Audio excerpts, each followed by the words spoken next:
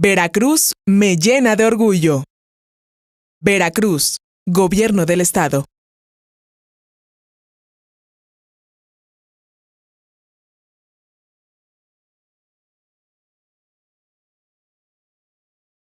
Hola, mi nombre es Berenice Jarquín, trabajo en vinculación social de aquí de la SEDEMA. Les voy a dar la charla de la importancia de los bosques y técnicas de reforestación. Y bueno, nos hemos preguntado, si nosotros nos preguntáramos qué es un bosque, podría asegurar que la mayoría de las personas podría hacer referencia a que es una comunidad vegetal donde hay la gran cantidad de especies vegetales son árboles. Y sí, efectivamente es una comunidad vegetal estratificada donde aparece un estrato superior de árboles y por debajo de las copas vamos a encontrar un estrato leñoso o herbáceo. Bueno, y nos preguntaremos también cómo es que está compuesto un bosque. Un bosque está compuesto por 4 capas principales que van a ser de la parte superior a la inferior. Primero es la capa emergente, donde encontramos los árboles que son mucho más altos que los árboles de la capa del dosel. En ellos vamos a encontrar un sinfín de animales, principalmente pájaros o aves. Cuando nosotros vamos a este tipo de comunidades y vemos o volteamos a la parte de arriba, a veces no llegamos a ver esta fauna porque pues se esconde entre toda la vegetación. Posteriormente viene el dosel, que son las partes altas o también denominadas copas, donde esta parte con sus hojas van a dar protección y sombra a todo el resto del bosque. Y después de ahí sigue el sotobosque, que es el área más oscura y fría, donde se va a encontrar por encima del suelo y por debajo de las hojas. Las plantas que se encuentran en esta área se incluyen en la mayoría muchos arbustos o árboles pequeños o jóvenes, también denominadas plántulas. Y ya en la parte inferior vamos a encontrar lo que es denominado como el suelo forestal, donde los animales más grandes van a vivir en esta zona. En esta capa también podemos encontrar un sinfín de organismos como son hongos, insectos, gusanos o demás otros organismos pequeños que viven y que van a descomponer los materiales de residuo para formar un suelo nuevo. Ahora, una de las características para que nosotros veamos que esto es un bosque, debemos de tener en cuenta que estos árboles deben de medir al menos 5 metros de altura y debe de cubrir un mínimo el 10% de la superficie. Entonces, si nosotros cumplimos o vemos que esta comunidad vegetal cumple con estas características, la podemos denominar bosque. Y bueno, dentro de toda esta red que existe dentro de esta comunidad está la red alimentaria, y es donde cada uno de los microorganismos o organismos va a cumplir un papel fundamental en este ciclo. Es decir, cada uno va a estar interconectado directa o indirectamente. Por ejemplo, podemos ver en la imagen que está de fondo cómo es que interactúan algunos insectos con algunos mamíferos o con algunas otras plantas. ¿Qué pasa si nosotros quitamos o alteramos un organismo de toda esta red alimentaria? Lo que va a pasar va a ser 2 cosas. Una, ya sea que pongamos o presionemos a los organismos de tal manera que estos migren a zonas donde puedan encontrar el alimento, o bien pueden a la larga desaparecer, se pueden extinguir. Entonces, una importancia que tiene cada uno de estos organismos es que efectivamente nosotros no extraigamos ningún organismo o alguna parte, en el caso de las plantas, para evitar alterar en la medida de lo posible pues esta red alimentaria. Y bueno, nosotros nos hemos preguntado, o en sinfín de documentales hemos escuchado que México es un país megadiverso, y precisamente es megadiverso debido a que a lo largo del territorio mexicano podemos encontrar casi todos los tipos de vegetación que existen en el mundo. En la gráfica que vemos en la parte inferior derecha, podemos observar que tenemos la parte de anfibios y ocupa el 4º lugar, o sea, México ocupa el 4º lugar, en cuanto a reptiles es el 2º, en mamíferos es el 3º y en plantas el 5º lugar. Estos datos, cabe aclarar que no son datos estáticos, los encontramos constantemente en movimiento debido a la extinción o al descubrimiento de nuevas especies. Y bueno, ¿qué es lo que pasa para Veracruz? Para Veracruz, de acuerdo con un sinfín de estudios sobre la biodiversidad, podemos encontrar que dentro del estado hay una gran riqueza en cuanto a flora y fauna. Esto no quiere decir que solamente hay riqueza de flora y fauna, sino que además conocemos, o los que vivimos en el estado, podemos darnos cuenta que hay una riqueza gastronómica, cultural, de etnias, etcétera. Pero para fines de la plática tomaremos en cuenta lo que es flora y fauna, y todo esto se debe principalmente a la condición orográfica y geológica en donde se encuentra el estado de Veracruz, y por ende, pues esto nos va a permitir una diversidad en los tipos de suelo y a su vez la diversidad en los climas. Bueno, esta diversidad biológica para el estado de Veracruz está reportado 18 tipos de vegetación, concentrándose en uno de los estados más ricos, acompañado, por ejemplo, del estado de Chiapas, Oaxaca y Tabasco.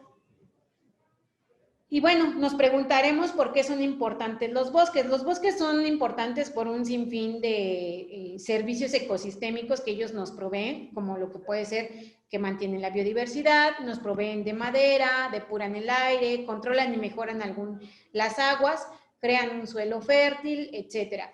Pero una parte importante es que estos son irreemplazables, y no nada más los bosques, sino cualquier tipo de vegetación o cualquier tipo de ecosistema es irreemplazable. Entonces, si nosotros llegáramos a alterar este tipo de ecosistemas, pues nunca lo vamos a poder recuperar al 100%. Siempre vamos a tener una pérdida, ya sea tanto de flora o de fauna o de algunas otras características.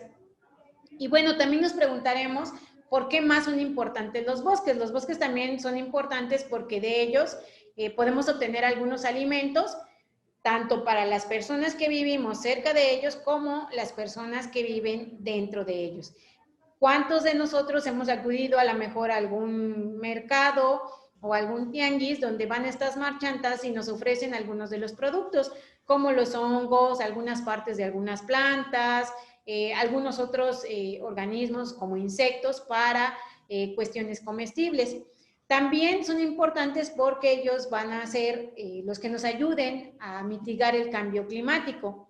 Esto lo podemos ver muy claro porque, por ejemplo, si nosotros vamos al bosque y podemos hacer una caminata, nos damos cuenta que cuando estamos directamente al sol, pues obviamente pues la temperatura es mucho mayor. Cuando nosotros nos sentamos tal vez a descansar de esta caminata, podemos ver que pues, nos podemos refrescar. Entonces, todo esto también ayuda a nivelar estas temperaturas y a contener la humedad, por ejemplo. Entonces, ¿qué pasa si nosotros retiramos toda la cobertura forestal?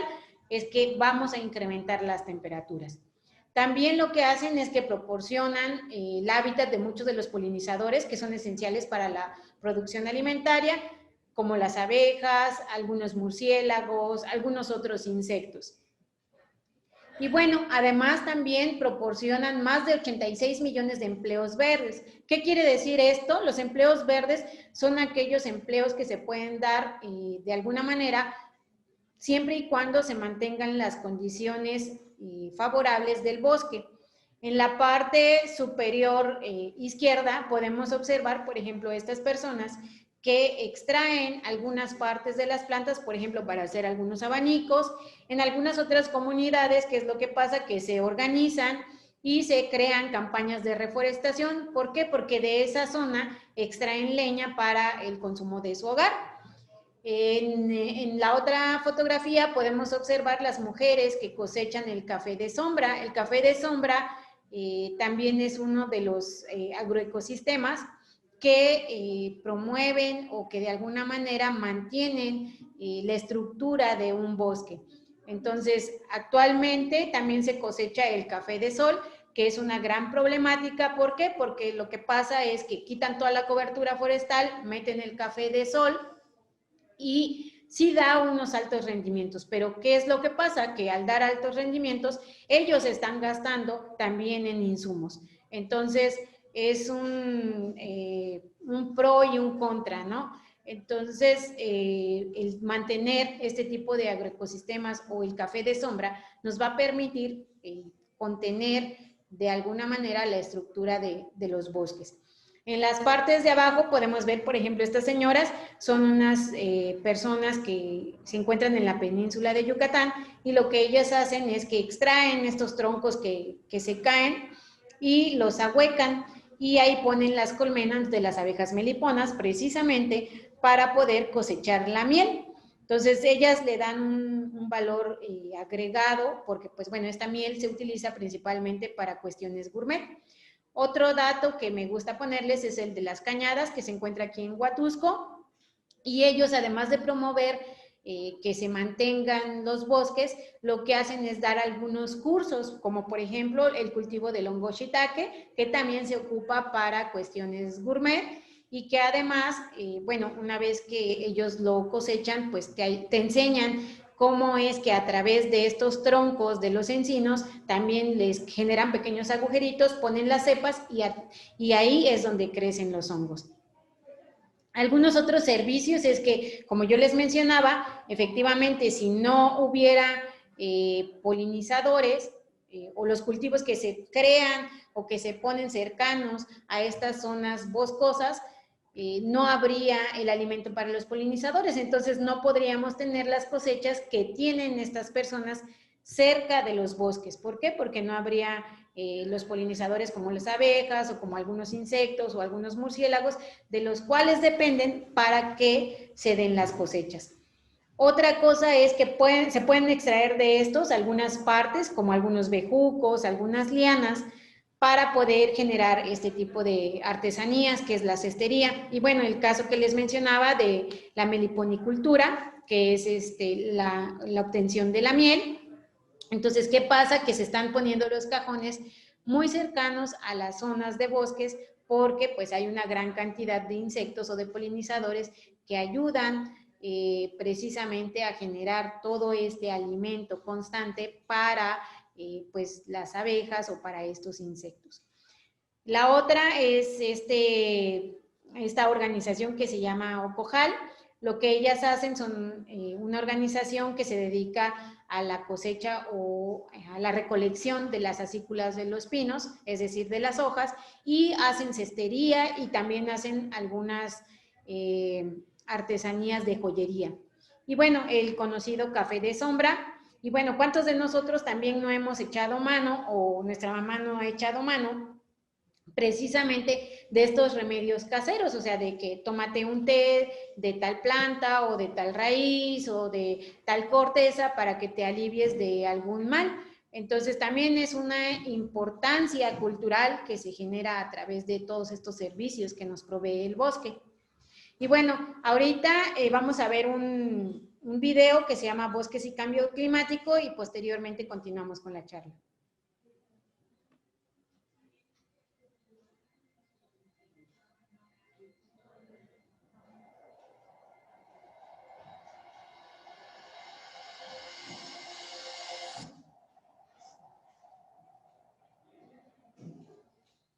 Estamos comprometidos con el medio ambiente, más que nada con el bienestar de nuestras futuras generaciones, ya que, como decían los abuelitos, pues uno viendo mal ya la vamos pasando, pero pues tenemos retoños, son nuestros hijos, nuestros nietos, y pues nos gustaría que conozcan el bosque como lo tenemos ahora, o mejor si fuera posible. Los ecosistemas forestales son sistemas naturales de captación y almacenamiento de carbono. El manejo forestal sustentable tiene potencial para reducir las emisiones de gases de efecto invernadero por deforestación y degradación y mitigar el cambio climático. México tiene más de 138 millones de hectáreas cubiertas por vegetación forestal. El 45% de estos bosques pertenece a ejidos y comunidades rurales en un sistema de propiedad colectiva específico de México.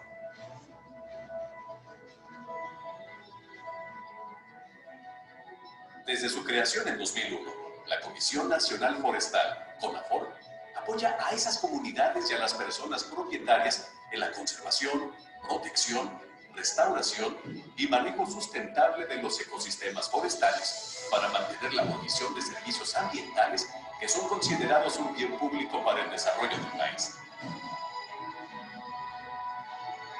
Así nació el Programa Nacional Forestal, PRONAFOR.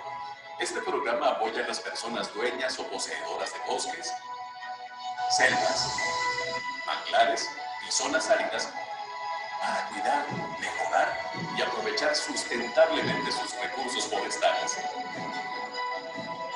Los bosques son un elemento clave en la generación de empleos estables y son un factor de desarrollo para las comunidades forestales.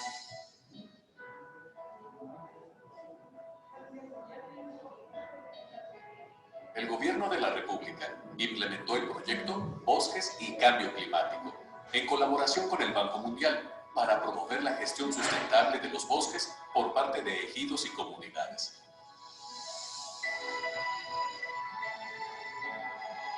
Con 392 millones de dólares invertidos en México, de los cuales 42 millones provienen de los fondos de inversión en el clima, este proyecto representa la operación forestal más grande del Banco Mundial a nivel global. Inició el 20 de noviembre de 2012 con el objetivo de apoyar a las comunidades rurales de México para que puedan gestionar sus bosques de manera sostenible, desarrollar la organización social y generar ingresos adicionales a partir de productos y servicios forestales, incluida la reducción de las emisiones debidas a la deforestación y la degradación forestal. Red Más.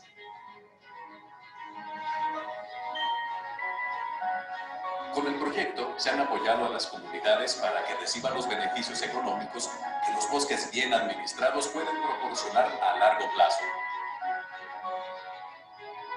Este proyecto desarrolló 3 componentes. Diseño de políticas y fortalecimiento institucional. Al final del proyecto se cuenta con sistemas de monitoreo y evaluación de los programas de la CONAFOR más robustos y que generan información útil para la institución y para el país.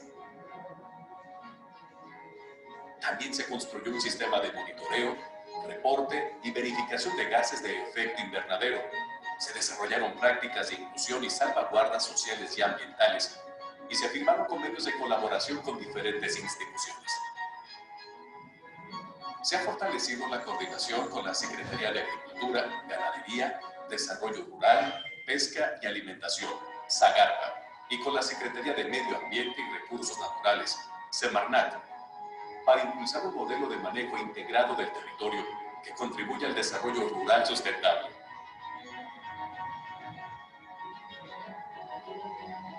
La calidad de asistencia técnica ha mejorado al contar con asesores técnicos certificados.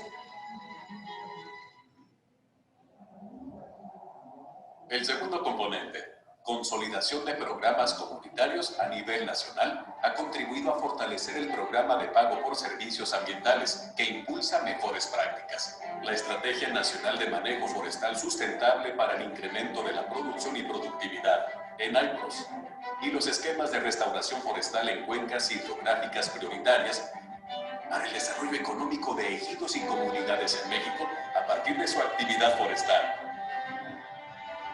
Durante la vida del proyecto, disminuyó el promedio anual de deforestación neta a nivel nacional.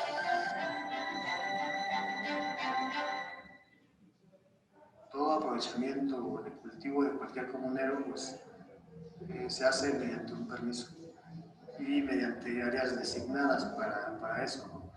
Entonces, hay partes del bosque que no se tocan. No se tocan porque están destinadas a la conservación de la flora y fauna. El tercer componente, innovación de la estrategia Red Más en áreas de acción temprana, apoyó la elaboración de la Estrategia Nacional para la Reducción de Emisiones por Deforestación y Degradación Forestal en la Red Más. Gracias a este componente, se suscribió un convenio de colaboración con la SAGARPA para alinear las políticas agropecuarias con las forestales y se pusieron en marcha programas especiales que se aplicaron en 2 regiones específicas, cuencas costeras de Jalisco y en la península de Yucatán.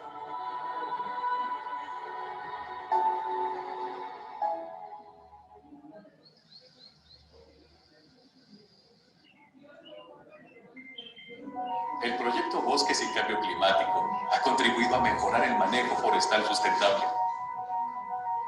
con el cual se incrementa la productividad y se genera riqueza económica y empleos para los habitantes de estos ecosistemas, al tiempo que suministran bienes y servicios ambientales que garantizan la conservación de la biodiversidad en el presente y el futuro de los bosques y selvas de México.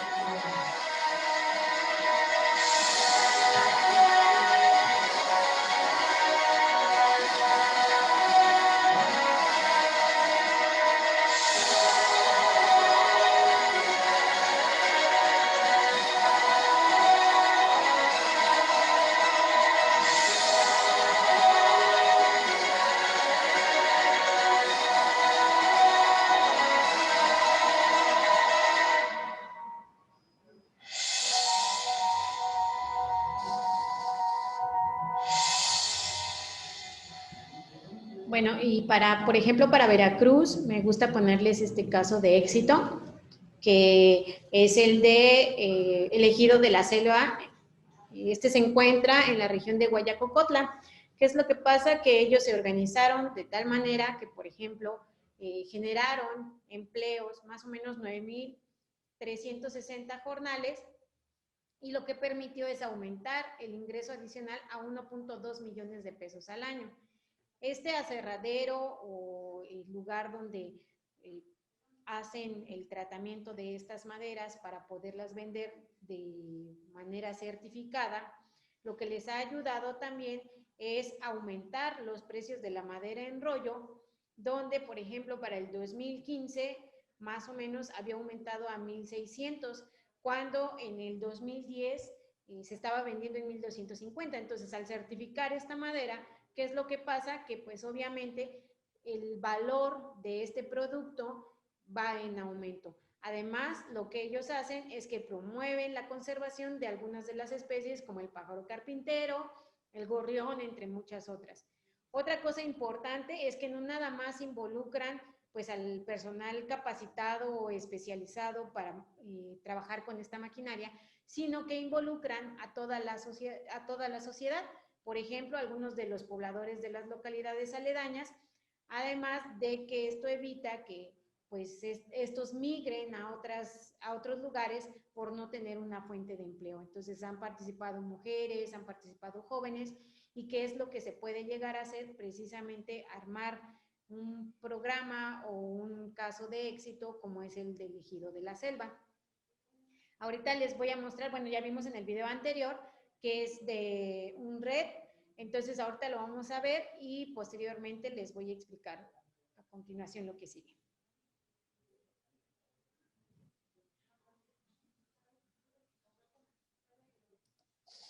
El aumento del dióxido de carbono en la atmósfera es uno de los principales causantes del cambio climático.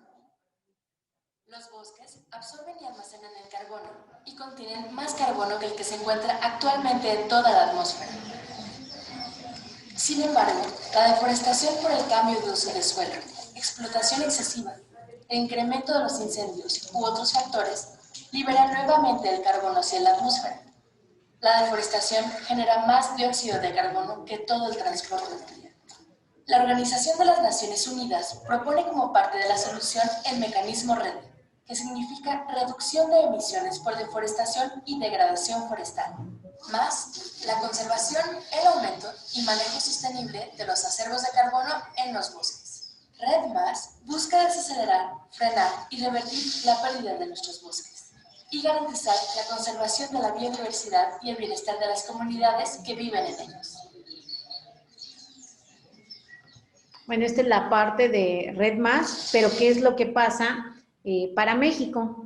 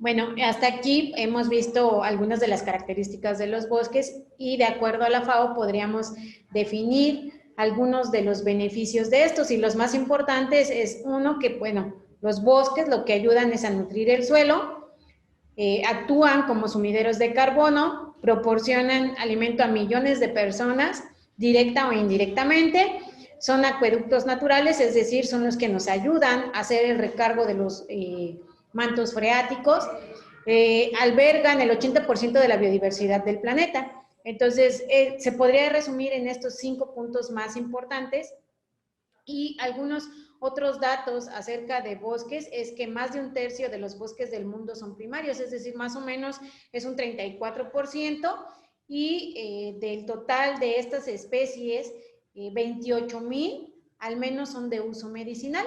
La mayoría de la biodiversidad terrestre la vamos a encontrar en este tipo de ecosistemas.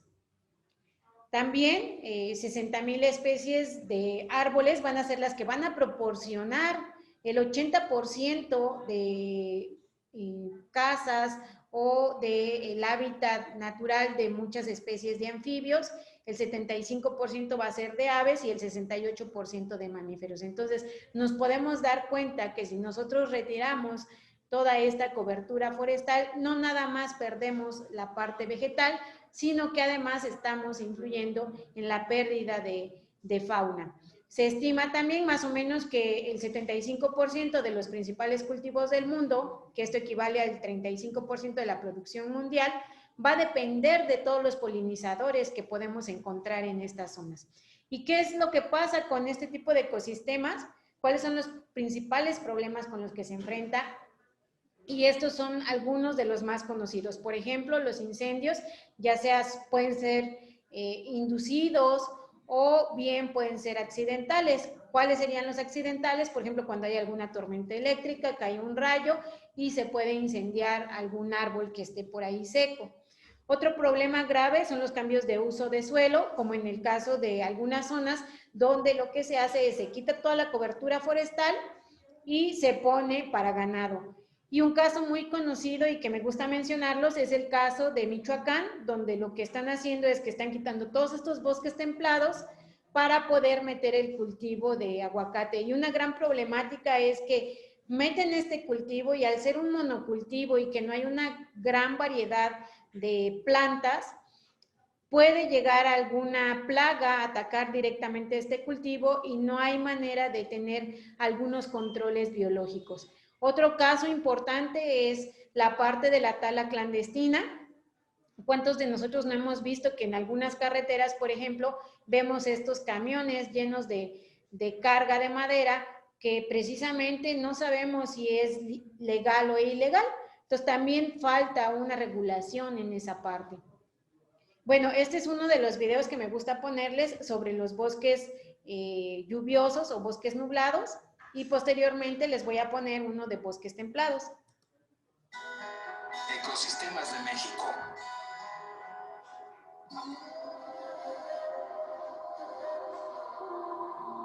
Nubes con aroma de café. Bosques nublados. Los bosques nublados, también conocidos como bosques mesófilos de montaña, son un ecosistema muy restringido en México. Ocupan menos del 1% del país y la mayor parte del año están inmersos en neblina o nubes bajas con lluvias abundantes. Aquí en las montañas viven una gran variedad de especies de árboles como pinos, encinos, liquidámbares, magnolias, caudillos y el árbol de las manitas, entre muchas otras. De los árboles se cuelgan una gran diversidad de atractivas bromelias y orquídeas. Los elegantes helechos arborescentes de gran altura también son abundantes. Se calcula que casi el 10% de las plantas del país viven en estos bosques y muchas de ellas son endémicas. Además, gran cantidad de insectos, ranas y salamandras, muchos reptiles y aves. Es el lugar de los míticos quetzal y pavón, y del poderoso jaguar y el pequeño tigrillo. A pesar de su distribución limitada, es un ecosistema prioritario debido a su gran diversidad de especies y a los servicios ambientales de los que nos beneficiamos. la gran cantidad de lluvia de estos ecosistemas beneficia a las zonas bajas. A pesar de su importancia, los bosques nublados han sido modificados en más de la mitad de su extensión. Estos ecosistemas prestan importantes servicios ambientales como la captura de agua y de carbono, la filtración de contaminantes del aire, suelo y agua, el mantenimiento de ciclos minerales y son importantes reguladores del clima. De los bosques nublados obtenemos productos como alimentos, medicinas, leña, maderas, fibras y remedios naturales. Y son los ambientes preferidos para sembrar el reconocido café de altura a la sombra de los árboles del dosel. Cuando disfrutes de un buen café, recuerda que es gracias a los bosques nublados.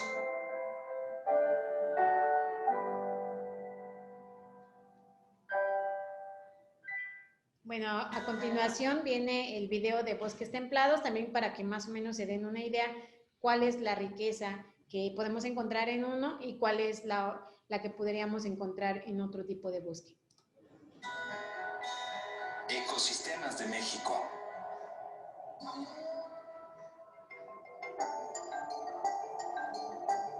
Centinelas del futuro. Bosques templados. Los bosques templados agrupan principalmente a los bosques de pinos, de oyamel y de encinos. Son los ecosistemas forestales mejor adaptados a las bajas temperaturas y capaces de colonizar altitudes superiores a los 3.400 metros sobre el nivel del mar. Estos bosques ocupan el 16% del país. Los bosques templados de México poseen la mitad de los pinos del mundo y la tercera parte de los encinos. Se estima que en estos bosques viven cerca de 7.000 especies de plantas. Además, gran variedad de fauna como el gato montés, el venado cola blanca, la zorra gris, conejos, roedores, víboras de cascabel, pájaros carpinteros y también son hogar de la emblemática águila real. En el centro de México, los bosques de oyamel son el destino invernal de la extraordinaria migración de la mariposa monarca. También, los bosques templados fueron el hogar del carpintero imperial, el más grande del mundo, el oso grizzly y el lobo gris mexicano. Las tres especies desaparecieron el siglo pasado debido a la tala, la cacería y el envenenamiento. Los bosques templados son ecosistemas importantes, ya que poseen la mayor cobertura de árboles en México, lo que significa una importante producción de oxígeno, mayor retención de humedad, contrarrestan la erosión y los efectos del cambio climático. En México existen muchas comunidades que aprovechan sustentablemente la madera de los bosques templados. La compra de esta madera contribuye directamente a la conservación del bosque y a la economía de la comunidad. La principal amenaza de estos bosques es la tala ilegal, el sobrepastoreo, los incendios y la agricultura. Cuando compres muebles de madera, asegúrate que provengan de bosques certificados.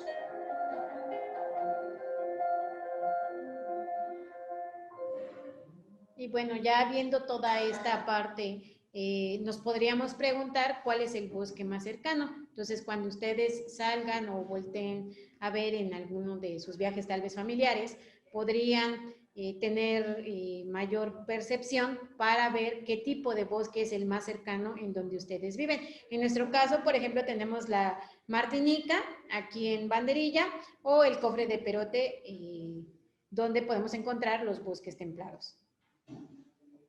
Y bueno, vamos a ver la parte de reforestación y nosotros, bueno, para esto te preguntarías qué pasos seguirías para llevar a cabo una reforestación. Pues bien, vamos a ver cuáles son los pasos que se requieren.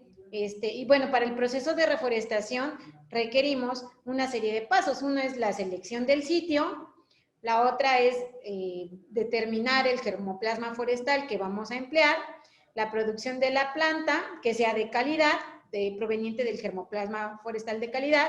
Una vez que ya la tenemos, hacer la reforestación, Posteriormente, también se tiene que hacer la protección y el mantenimiento de estas plantaciones y además, ya para finalizar, realizar una evaluación, es decir, ver de todo el germoplasma que tenemos para producción de planta, cuánto es nuestro éxito de establecimiento.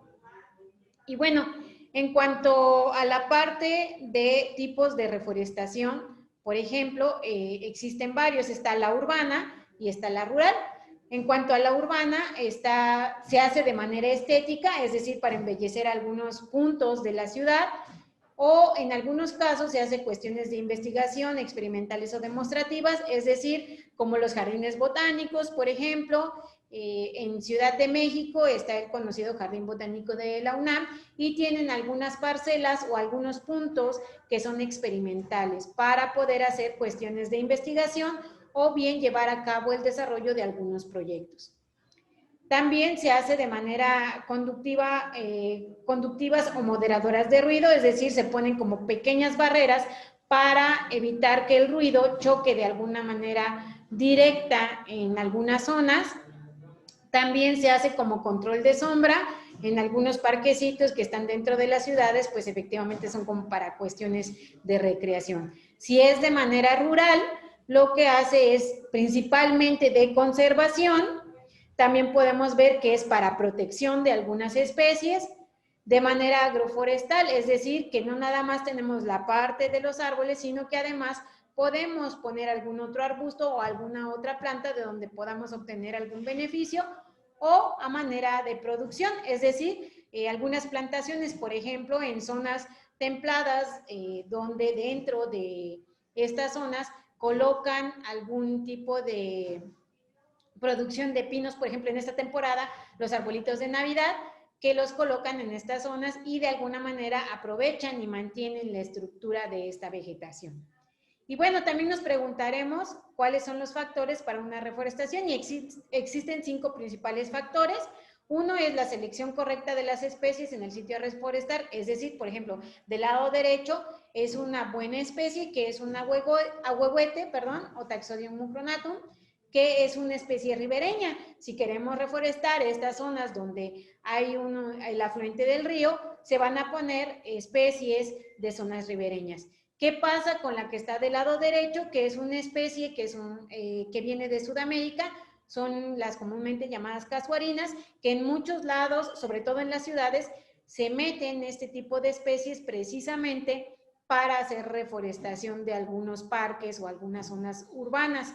¿Qué pasa con estas especies que pueden llegar a ser competitivas con las que originalmente se encontraban en la zona? La otra es el uso de un germoplasma de la mejor calidad genética y fenotípica. ¿Qué quiere decir esto? Que debe de venir de los árboles más vigorosos o más frondosos que nosotros podamos ver a simple vista. Una vez que los identificamos, a través de ellos vamos a obtener las semillas que vamos a almacenar para tener nuestro resguardo de germoplasma para hacer nuestras plantaciones. Después, tener un buen sistema de producción de planta y transporte, es decir, tener un área destinada donde vamos a hacer la colocación de las semillas y tener todos estos cajones o plantas o plántulas donde las vamos a mantener hasta obtener cierta altura para después trasladarla al sitio a reforestar. Además, una vez que tenemos, debemos de plantarlas en la época adecuada. Es decir, para que nosotros tengamos un éxito en la sobrevivencia de las especies, ¿qué es lo que va a pasar? Que necesitamos hacerlo, pues, por ejemplo, en temporada de lluvia. Si nosotros vamos y colocamos estas plantas que obtuvimos en la época de secas, pues el éxito de establecimiento va a ser mínimo. También debemos de tener una aplicación de técnicas silvícolas apropiadas, es decir, una vez que nosotros tenemos establecidas nuestras plantas, nuestra área de reforestación, debemos de darle cierto tratamiento. Si no tiene acceso al agua, tenemos que tomar en cuenta que nosotros tenemos que regarlas, tenemos que hacer estas brechas cortafuego, tenemos que hacer las podas de acuerdo a como lo requieran las especies.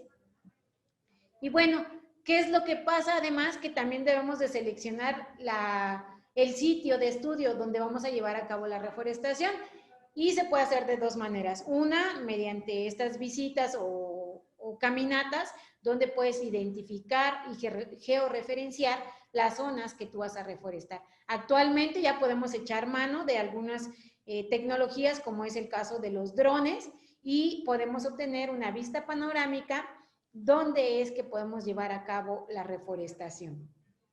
También debemos de hacer la elección de las especies a reforestar, ya sea que sean para fines de restauración, es decir, seleccionar especies forestales nativas de la zona, o para fines de plantaciones comerciales, lo que les mencionaba, elegir especies, por ejemplo, que son de alta productividad y que nos vayan a dar una muy buena cosecha. Por ejemplo, es muy conocido los casos donde se hacen estas plantaciones, sobre todo en esta época, para los arbolitos de Navidad.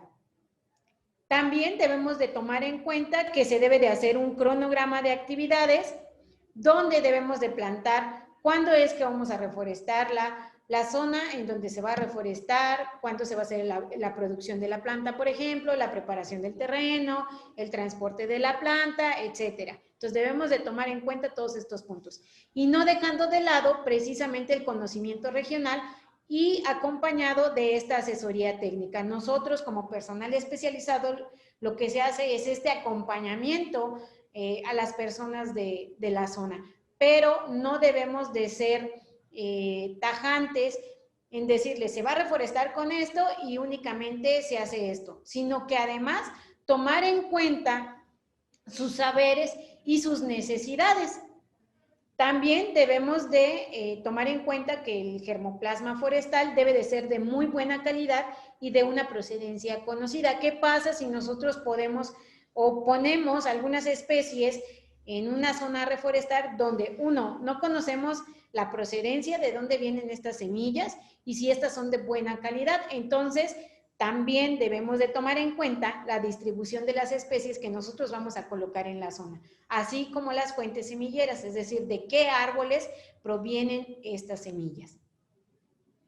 También otra parte importante es el transporte de la planta. ¿Qué pasa? Una vez que ya tenemos establecida nuestro vivero, ya tenemos nuestra producción de planta, la queremos llevar al sitio donde vamos a hacer la reforestación y pues las llevamos todas apelmazadas, todas ahí golpeándose o que se están maltratando.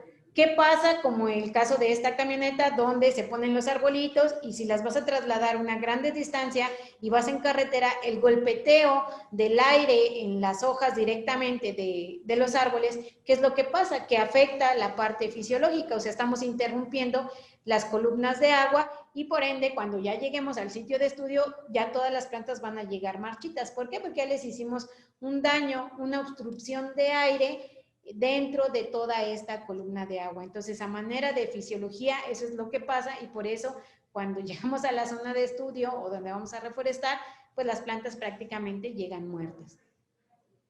Otra cosa que debemos de hacer es algunos trabajos previos de reforestación, como es determinar la accesibilidad al predio, es decir, si el predio es plano, si tiene pendiente, también lo debemos de tomar en cuenta. Se debe de hacer la limpieza previa del terreno, porque no vamos a llegar ya teniendo las plantas y decir, ah, bueno, pero es que hay que limpiar o hay que chapear. No, ya debe de estar de alguna manera listo para poder hacer estas plantaciones. Se debe de preparar el terreno, ya sea de manera manual o mecanizada. De manual es pues con pico y pala y ya existen algunas herramientas como estas máquinas que ya hacen estos huecos para poder hacer estas plantaciones o colocar nuestros arbolitos, o bien se puede arar la zona donde vamos a colocar o remover esta tierra, ¿no? ¿Qué pasa? Que también debemos de tomar en cuenta el diseño de nuestra plantación, es decir, cuántas plántulas necesitamos, si necesitamos juveniles, adultos en etapa 1, adultos en etapa 2, de qué distancia es la que vamos a tener entre planta y planta, cuál es la densidad que esperamos tener, tomando en cuenta el crecimiento de las copas de los árboles, precisamente para que no influya. También se debe de hacer los diseños de plantación, donde se hace de dos maneras. Una que es de manera, lo que se le llama como marco real, donde este diseño se recomienda utilizarlo en terrenos principalmente planos. Son reforestaciones con fines productivos, es decir, plantaciones forestales comerciales, Y también es recomendado porque es de fácil manejo, es decir, en cuanto a deshierve, riego y fertilización, pues es mucho más fácil. Aquí viene el ejemplo de cómo es que se puede hacer. Esta es la fórmula que se utiliza para poder delimitar la zona y la distancia que debe de haber entre uno y otro punto. Normalmente es una cuadrícula, si nosotros lo extrapolamos a una hoja, es una cuadrícula, o bien lo podemos hacer de manera rectangular. Esto va a depender de la cantidad de terreno que nosotros tengamos. El otro es el comúnmente denominado tres bolillo, que lo que se hace es utilizado para terrenos donde hay pendientes pronunciadas. Y lo que pasa es que las plantas se colocan de forma triangulada, en triángulos equiláteros, es decir, de lados iguales, y la distancia entre planta y planta va a depender del espaciamiento que tenga la especie o el que demande una vez teniendo la etapa adulta. Las líneas de plantación deberán de seguir las curvas de nivel. Existen estos aparatos que son una especie de una A, y se van haciendo como si fuera un compás, hacer estas marcaciones para poder hacer la distancia entre una y otra. Y lo que va a pasar es que con este tipo de plantación se va a minimizar el arrastre del suelo y a su vez vamos a aprovechar los escurrimientos. Por ejemplo, en las imágenes podemos ver cómo es que se quedan como los cuadritos, y todo esto debe ser planeado, como les mencionaba, de acuerdo a las curvas de nivel. Y estas son las fórmulas que se emplean para poder hacerlo. Viene, por ejemplo, el error frecuente que puede haber cuando se hace el trazo del tres bolillo, y podemos ver que no hay la misma distancia de un lado que de otro y se generan estos triángulos isósceles. Entonces, esta tabla que ustedes ven del lado derecho es un ejemplo de que, por ejemplo, si tuviéramos la distancia o la distancia requerida entre planta y planta es más o menos, por ejemplo, de 3 metros, la distancia entre las hileras va a ser de 2.59 y la densidad que requerimos para poder hacer en una hectárea es de 1,111 plantas. Entonces, aquí viene a manera de ejemplo cómo es que se debe de hacer y cuál es el error que se comete al hacer esta parte.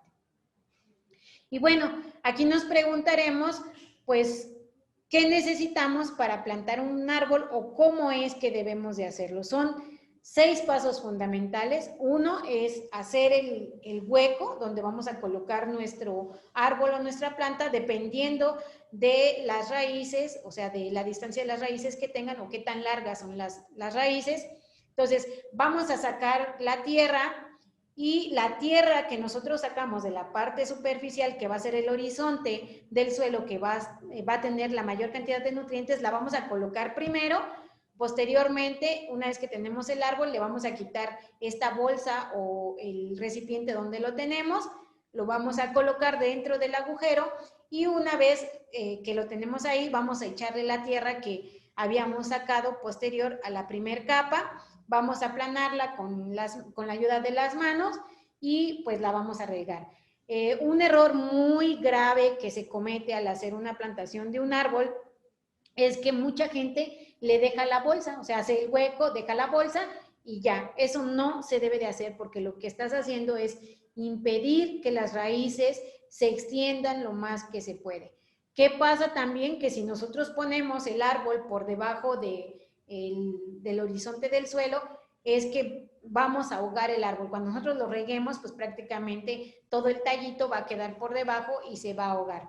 Si nosotros lo dejamos inclinado, también va a haber un problema, porque el árbol pues no va a crecer derecho, y si es para plantaciones de aprovechamiento económico, pues va a haber una pérdida, porque no van a salir los tablones de alguna manera derechos.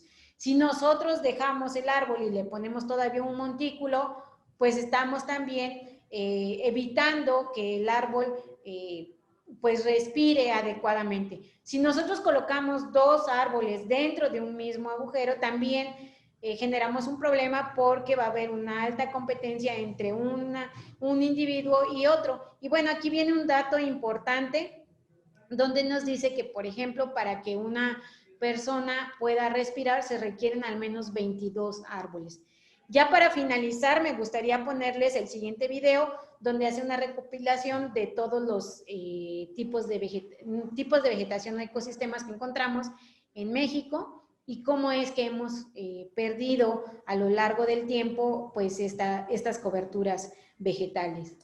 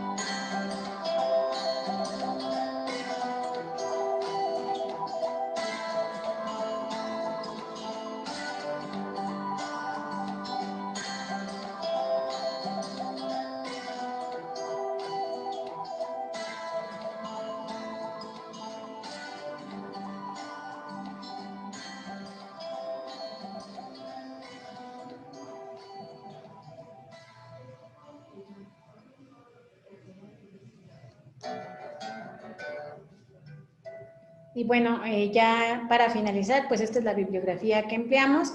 Espero les haya gustado y que se lleven algunas de las reflexiones de los videos, pues que les sirvan. Gracias. Veracruz me llena de orgullo. Veracruz, Gobierno del Estado.